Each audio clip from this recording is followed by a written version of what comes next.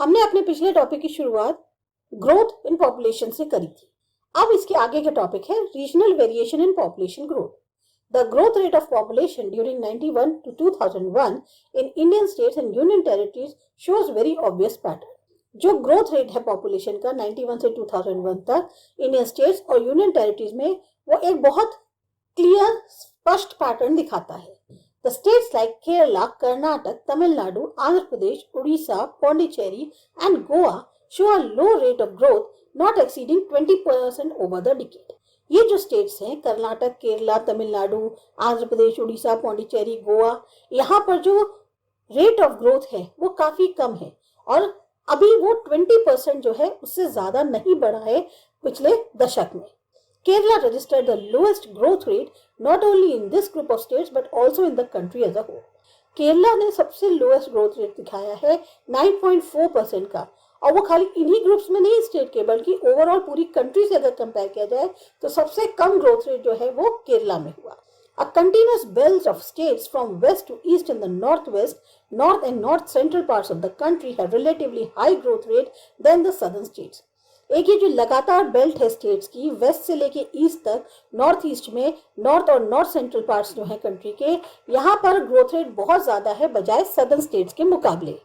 It is in this belt comprising Gujarat, Maharashtra, Rajasthan, Punjab, Haryana, Uttar Pradesh, Uttaranchal, Madhya Pradesh, Sikkim, Assam, West Bengal, Bihar, Chhattisgarh and Jharkhand the growth rate on an average remain 20 to 25%।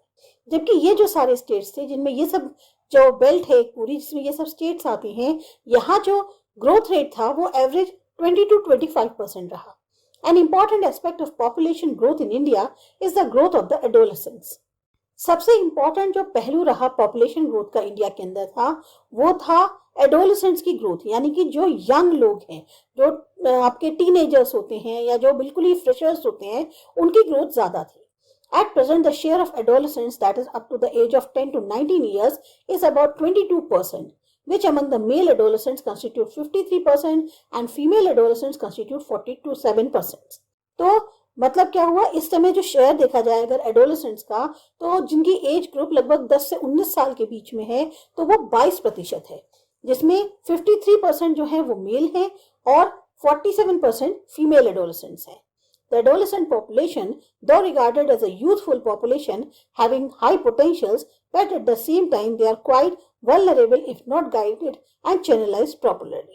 अब एक चीज और भी है कहने को, पॉपुलेशन ये जो यंग लोगों की है इसको हम यूथफुल पॉपुलेशन कहते हैं, इसके पोटेंशियल बहुत ज्यादा होते हैं, लेकिन एक और भी प्रॉब्लम है, अगर इनको सही तरीके से गाइड नहीं किया जाए या इनको सही तरीके से नहीं लगाया जाए तो इनकी जो रिजल्ट्स हैं वो कुछ डिफरेंट भी हो सकते हैं, प्रॉब्लम्स भी हो सकती हैं।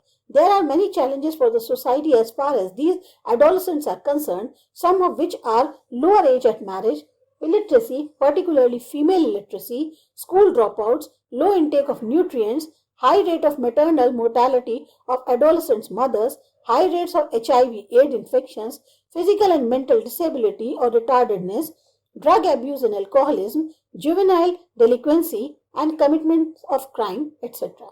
अब जो समाज को इन एडोलेसेंस की वजह से चुनौतियां झेलनी पड़ सकती हैं वो सबसे बड़ा चिंता का कारण है। अब इसमें बहुत सारी प्रॉब्लम्स भी हैं, कम एज में शादी होना, पढ़े लिखे ना होना, खासतौर से फीमेल्स का कम पढ़े लिखे हैं, स्कूल से निकाल दिया गया है, ज़्यादा पढ़ने नहीं जाते हैं, स्कूल में उनको एडमिशन नहीं कराया जा रहा है। दूसरा, उनको अच्छा पोषण युक्त खाना नहीं मिल रहा है। मैटरनल मोर्टेलिटी रेट जो है, क्योंकि यंग एज में मदर बन जाते हैं तो उसका बहुत ज़्यादा है। ठीक है, आपका HIV/AIDS होने की प्रॉब्लम्स, इन्फेक्शंस बहुत ज़्यादा हैं, उनका हाई रेट है। इसी तरह से फिजिकल मेंटल डिसेबिलिटी है, रिटार्डनेसनेस है, आपका ड्रग लेना शुरू हो जाता है, अल्कोहलिज्म के लिए लोग उसमें चले जाते हैं, या आपकी कम उम्र है लेकिन आप क्राइम जो है वो करने लग जाते हो। तो ये सारी प्रॉब्लम्स जो हैं ये भी एक तरह से चैलेंज है सोसाइटी के सामने, अगर आपकी पॉपुलेशन बहुत ज़्यादा यंग है और उनको सही तरीके से गाइड नहीं किया जाता। In a view of these, the government of India had undertaken certain policies to impart proper education to the adolescent groups so that their talent are better channelized and properly utilized. इसी सब को देखते हुए government of India जो है उसने कुछ ऐसी नीतियां अपनाई हैं ताकि सही एजुकेशन जो है वो इन एडोलसेंट ग्रुप्स को मिल सके और उनका जो टैलेंट है उसको सही दिशा में लगा के उसका सही तरीके से इस्तेमाल किया जा सके. The National Youth Policy is one example which has been designed to look into the overall development of our large youth and adolescent population. इसीलिए एक नेशनल यूथ पॉलिसी जो है वो बनाई गई है, जो इसीलिए बनाई गई है ताकि जो हमारी इतनी बड़ी यूथ और एडोलेसेंट पॉपुलेशन है उसका ओवरऑल डेवलपमेंट जो है वो हो सके, उसके ऊपर निगरानी रखने के लिए. The National Youth Policy of Government of India launched in 2003 stresses on all-round improvement of the youth and adolescents, enabling them to shoulder responsibility towards constructive development of the country. अब ये जो पॉलिसी है government की, इसको launch किया गया था 2003 में और इसमें जो है मेनली जोर दिया गया है कि जो यूथ हैं या जो एडोलेसेंट्स हैं उनका एक तरह से चौतरफा विकास हो ताकि वो जो है अपने कंधों पर जिम्मेदारी ले सकें और इंडिया में या जो कंट्री है उसकी तरफ जो है एक कंस्ट्रक्टिव डेवलपमेंट की शुरुआत करें. It also AIIMS at reinforcing the qualities of patriotism and responsible citizenship. उनको जो है एक तरह से इसका एम क्या है ताकि उनके में जो है एक देशभक्ति की भावना जन्मे, उनको अपनी एक नागरिकता की रिस्पॉन्सिबिलिटी जो होती है वो उनको समझ में आए. तो इन यूथ पॉलिसी जो है गवर्नमेंट की, इसका मेन एम यही है. The thrust of this policy is youth empowerment in terms of their effective participation in decision making and carrying the responsibilities of an able leader. तो इस policy में mainly जो जोर दिया गया है वो किस पे दिया गया है कि जो यंग लोग हैं उनको इतना सशक्त किया जाए कि वो जो है सही तरीके से हिस्सा ले सकें, जो भी डिसीजन मेकिंग है उसमें, या जिम्मेदारी जो है वो उठा सकें एक एबल नेता के तौर पे. Special emphasis was given in empowering women and girl child to bring parity in the female status. अब जोर किस पे और दिया जा रहा है कि जो वुमेन हो या गर्ल चाइल्ड हो उसके सशक्तिकरण पे भी जोर दिया जा रहा है ताकि जो मेल फीमेल एक स्टेटस है वो उसमें बराबरी आ सके. Moreover, deliberate efforts were made to look into the youth health, sports and recreation, creativity and awareness about new innovations in the sphere of science and technology. बहुत ज्यादा कोशिश करी जा रही है कि ऐसे एफर्ट्स किए जाएं जिससे जो यूथ है उसकी हेल्थ, स्पोर्ट्स, रिक्रिएशन, क्रिएटिविटी या अवेयरनेस लेके नए इनोवेशंस के बारे में, चाहे वो साइंस या टेक्नोलॉजी की फील्ड में हो, उन सब पे जो है उनका ज्यादा ध्यान रहे. It appears from the above discussion that the growth rate of population is widely variant over space and time in the country and highlights various social problems related to the growth of population. तो जो भी हमने अभी तक discussion किया उससे एक बात समझ में आ गई कि जो ग्रोथ रेट है पॉपुलेशन का वो स्पेस के हिसाब से काफी उसमें चेंजेस हैं, मतलब डिफरेंसेस हैं, और समय के अनुसार भी अगर देखा जाए कंट्री के अंदर, और साथ ही साथ ये जो है काफी ऐसी सोशल प्रॉब्लम्स को हाईलाइट करता है जो कि पॉपुलेशन ग्रोथ से संबंधित है. However, in order to have a better insight into the growth pattern of population, it is also necessary to look into the social composition of population. अब अगर हम ज्यादा अच्छे से ग्रोथ पैटर्न जो पॉपुलेशन का है उसको समझना चाहते हैं तो पहले जरूरी होगा कि हमारी पॉपुलेशन का एक सामाजिक तौर पे कॉम्पोजिशन कैसा है उसको भी हम समझें. Population composition. Population composition is a distinct field of study within population geography with a vast coverage of analysis of age and sex, place of residence, ethnic characteristics, tribes, language, religion and marital status, literacy and education, occupational characteristics, etc. अब population composition जो है एक बहुत different field है study की जो population के अंदर करी जाती है. मतलब हम पॉपुलेशन के बारे में जो पढ़ रहे हैं वो पॉपुलेशन ज्योग्राफी पे बेस्ड है. मतलब क्या, उसके अंदर जो है पॉपुलेशन कॉम्पोजिशन में एज और सेक्स भी आएगा, उसको लेकर एनालिसिस आएगी, कहाँ के रहने के बाद निवासी हैं, क्या उनकी कैरेक्टरिस्टिक्स हैं, कैसी ट्राइबल्स की बात कर रहे हैं, लैंग्वेज की बात कर रहे हैं, रिलीजन या मैरिटल स्टेटस को देखा जाता है, इसी तरह से लिटरेसी, एजुकेशन या ऑक्यूपेशनल कैरेक्टरिस्टिक्स हैं. ये सब की स्टडी जो है पॉपुलेशन कॉम्पोजिशन के अंदर आती है. In this section, the composition of Indian population with respect to their rural-urban characteristics, language, religion and pattern of occupation will be discussed.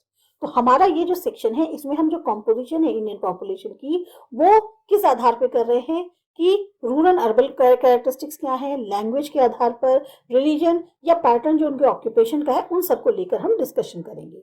सबसे पहले शुरू करते हैं रूरल अर्बन कॉम्पोजिशन से. Composition of population by their respective places of residence is an important indicator of social and economic characteristics. अब जो population होती है उसका एक जो बनावट है कि वो किस जगह के निवासी हैं, ये सबसे इंपॉर्टेंट फैक्टर होता है, या कहाँ के रहने वाले हैं, ये बहुत इंपॉर्टेंट इंडिकेटर है सोशल और इकोनॉमिक कैरेक्टरिस्टिक्स का. This becomes even more significant for a country where about 72% of its total population live in villages. अब ये खास तौर से महत्वपूर्ण हो जाता है उस कंट्री के लिए जहां 72% उसकी टोटल पॉपुलेशन गांव में रहती है. Do you know that India has 6,38,588 villages according to the census 2001, out of which 5,93,731 are inhabited villages. आपको पता है इंडिया की जो गांव की पॉपुलेशन है 2001 के अनुसार वो 6,38,588,000 है, जबकि जिसमें से 5,93,731 यानी 93% जो हैं वो बसे हुए गांव हैं. However, the distribution of rural population is not uniform throughout the country. अब जो पॉपुलेशन डिस्ट्रीब्यूशन है अगर रूरल उसमें भी देखा जाए तो भी सामान्य नहीं है या एक जैसा नहीं है. You might have noted that the states like Bihar and Sikkim have very high percentage of rural population. आपने देखा होगा कि जो बिहार और सिक्किम जैसे स्टेट हैं यहाँ पर रूरल पॉपुलेशन बहुत ज्यादा है. The states of Goa and Maharashtra have only little over half of their total population residing in villages. जबकि गोवा और महाराष्ट्र जैसे स्टेट्स हैं यहाँ पर उनकी जो टोटल पॉपुलेशन है उसमें आधे से भी कम जो है वो गांव में रहते हैं. The union territories on the other hand have smaller proportion of rural population. अब जो यूनियन टेरिटरीज हैं उनमें भी जो है रूरल पॉपुलेशन बहुत कम है, एक्सेप्ट दादरा एंड नागर हवेली. सिर्फ दादरा और नागर हवेली को छोड़ दें तो. The size of villages also varies considerably. कितना बड़ा गांव है कितना छोटा गांव है ये भी बहुत डिफरेंस है इसमें. It is less than 200 persons in the hill states of Northeast India. अगर नॉर्थ ईस्ट इंडिया के हिल स्टेट्स की बात करें तो वहां पर 200 लोगों से भी कम गांव में रहते हैं. Western Rajasthan and Rann of Kutch and as high as 17,000 persons in the states of Kerala and parts of Maharashtra. अगर north eastern India western Rajasthan या रन ऑफ कच्छ की बात करें तो एक गांव में 200 से भी कम लोग रहते हैं, जबकि 17,000 के करीब लोग जो है जो गांव है केरला में या और जो कोई हिस्से महाराष्ट्र के वहां रहते हैं. A thorough examination of the pattern of distribution of rural population of India reveals that both at intrastate and interstate levels, the relative degree of urbanization and the extent of rural-urban migration regulate the concentration of rural population. जो एक बहुत अच्छे से examination किया गया है कि किस तरीके से जो डिस्ट्रीब्यूशन है रूरल पॉपुलेशन का इंडिया के अंदर वो ये दर्शाता है कि चाहे इंट्रास्टेट हो या इंटरस्टेट लेवल की बात हो, जो शहरीकरण है वो और जिस हद तक रूरल अर्बन माइग्रेशन है यही जो है मेनली रूरल पॉपुलेशन के जो एक घनत्व है या कंसंट्रेशन है उसको रेगुलेट करता है. You have noted that contrary to rural population, the proportion of urban population in India is quite low, but it is showing a much faster rate of growth over the decades. अभी आपने देखा होगा कि अगर हम urban population और rural population की तुलना करें तो जो प्रपोर्शन अर्बन पॉपुलेशन का है जो कि सिर्फ 27.8% है इंडिया में वो काफी कम है, लेकिन अब वहां पर भी जो ग्रोथ रेट है वो काफी तेजी से हो रहा है. In fact, since 1931, the growth rate of urban population has accelerated due to enhanced economic developments and improvement in health and hygienic conditions. 1931 से जो ग्रोथ रेट है अर्बन पॉपुलेशन का वो भी बहुत तेजी से बढ़ रहा है क्योंकि वहां पे एक तो आर्थिक तौर पे प्रगति हो रही है, दूसरा जो हेल्थ या हाइजेनिक कंडीशंस हैं उनमें भी काफी सुधार है. The distribution of urban population too, as in the case of total population, has a wide variation throughout the country.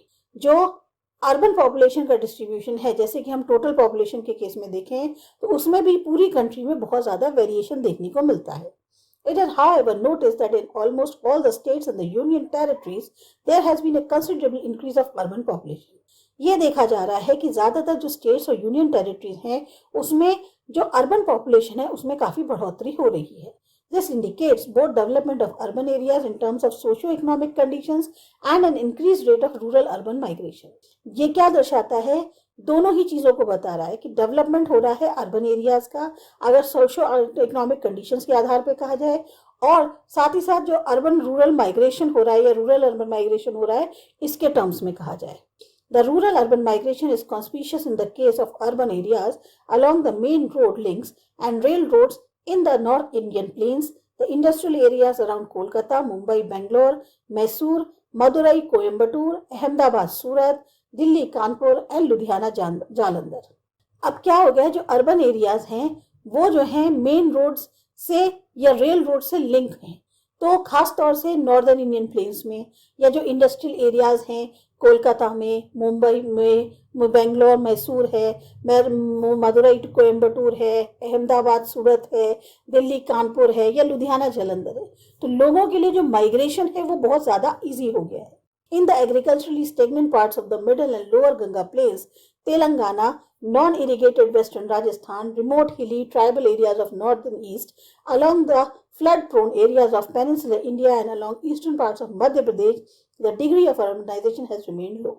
अब एग्रीकल्चर तौर पे जो एक जहाँ पर कुछ हिस्से हैं जहाँ काफ़ी ठहराव है, जैसे मिडिल और लोअर गंगा प्लेन्स हो गए, तेलंगाना हो गया, या वो वेस्टर्न राजस्थान का एरिया जहाँ पर सिंचाई नहीं होती, जहाँ बहुत ही अंदरूनी पहाड़ी इलाके हैं, ट्राइबल एरियाज हो गए नॉर्थ ईस्ट के, या वो एरिया हो गए जहाँ बाढ़ बहुत ज़्यादा आ जाती है, खासतौर से पेनिनसुलर इंडिया के, या ईस्टर्न पार्ट जो हो गया मध्य प्रदेश का, यहाँ जो डिग्री है अर्बनाइजेशन की वो काफ़ी ज़्यादा कम है। इसके बाद हम बात करेंगे लिंग्विस्टिक कॉम्पोजिशन की। ये करते हैं अगले वीडियो में।